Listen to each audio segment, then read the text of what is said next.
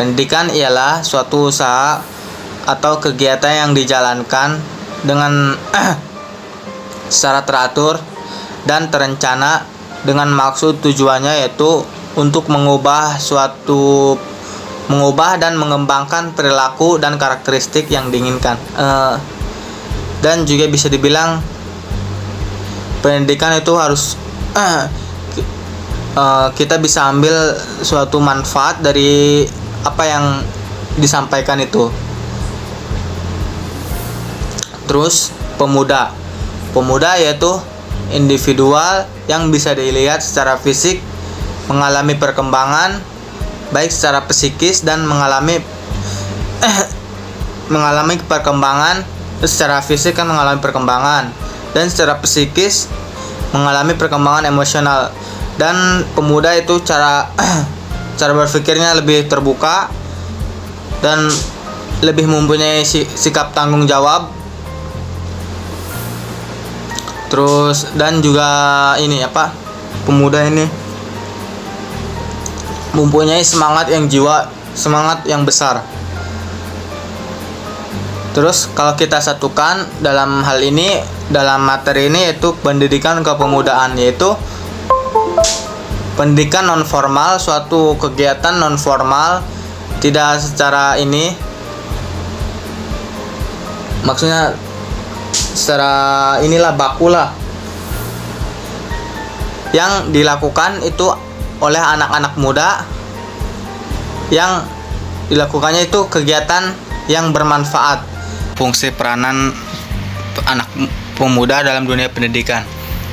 Fungsi peranan di sini, saya ingin anak muda ikut dalam sistem pemerintahan.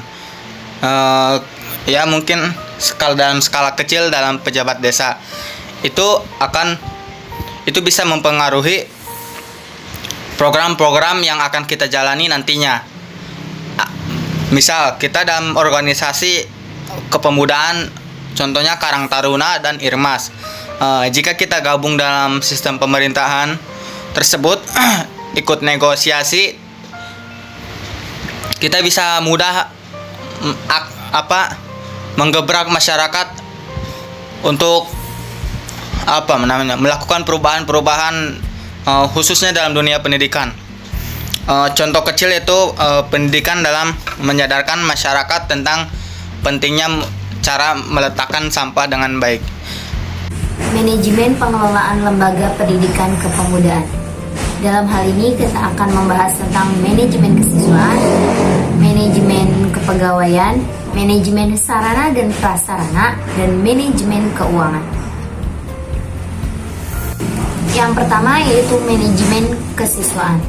Perencanaan hingga pelaksanaan suatu kegiatan kepemudaan melibatkan masyarakat, terkhusus pemuda sekitar.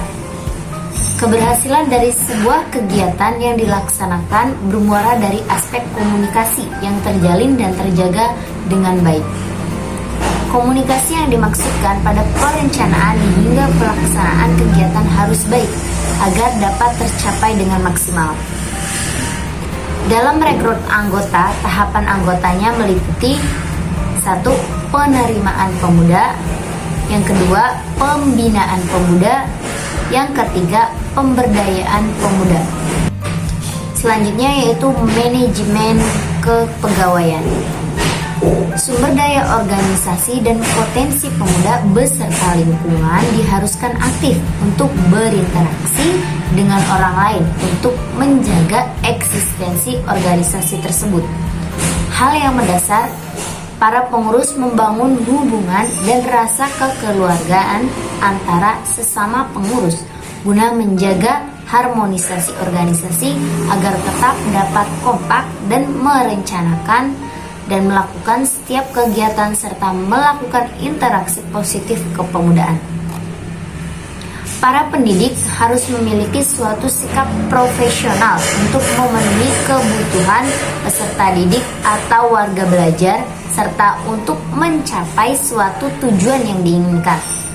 Prinsip pelaksanaan manajemen pendidikan non-formal yang harus dikelola dengan baik dalam rangka menyelenggarakan program pendidikan non-formal. Lalu ada manajemen sarana dan prasarana.